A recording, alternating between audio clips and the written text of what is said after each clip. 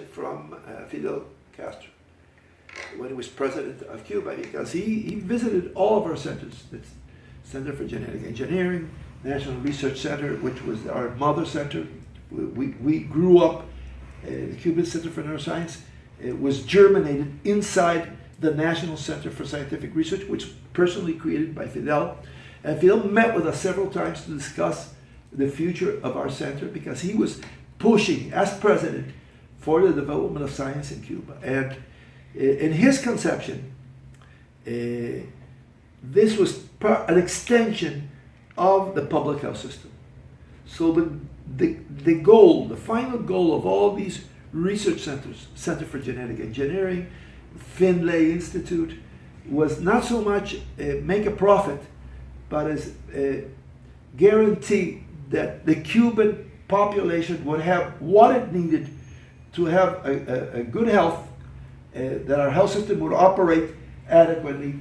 And I think we've been very successful as an organization, and I'm speaking of Cuba Pharma in doing this. Cuba for many years has supplied its population with subsidized medicine, the cheapest medicine in the world of all the essential pharmaceuticals and medicines, drugs are within the reach of the Cuban population at very low prices.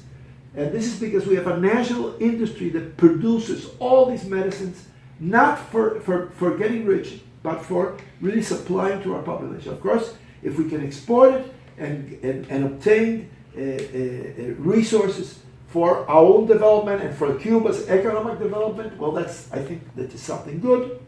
But we also always export at reasonable prices.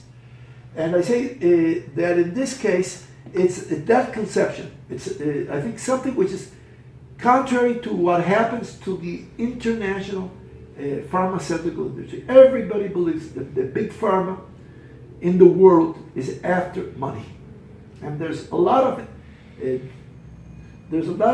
insatisfaction with this, because depending, of course, according to the country, things that should be within reach of any citizen are very costly, and this costs a lot of money.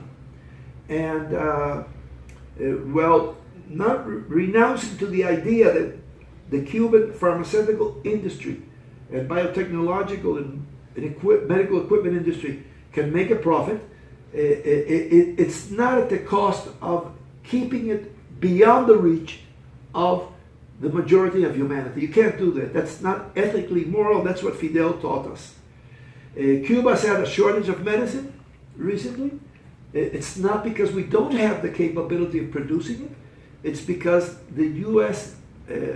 Embargo, or blockade as we call it, has very profound effects on the financial capabilities of buying the raw materials.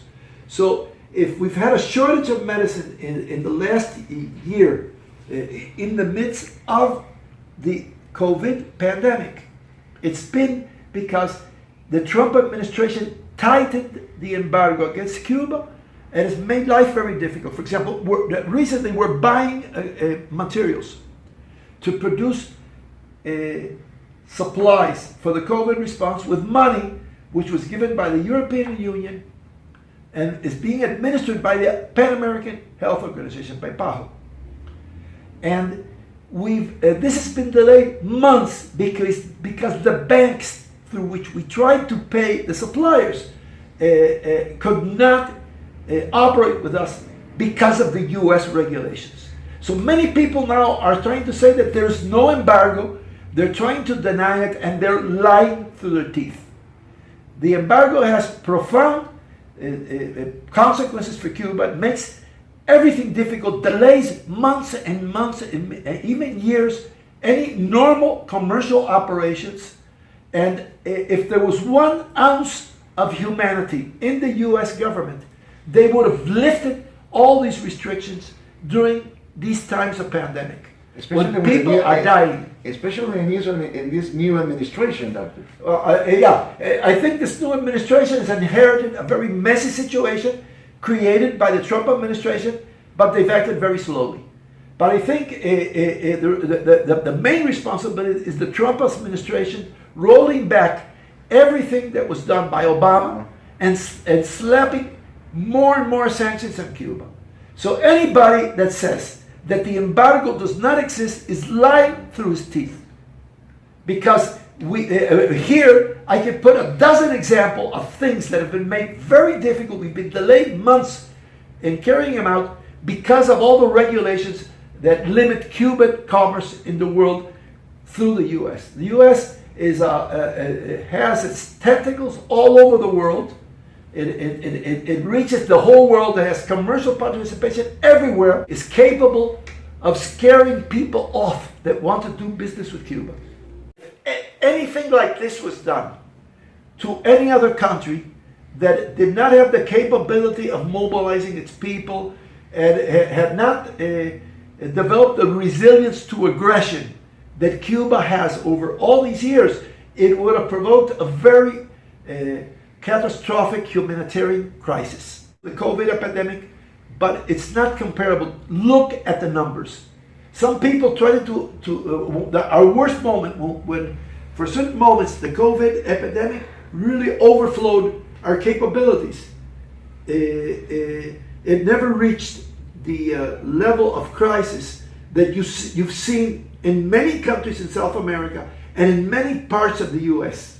And this was blown out of proportion by the media, and nobody's taught about the inhumane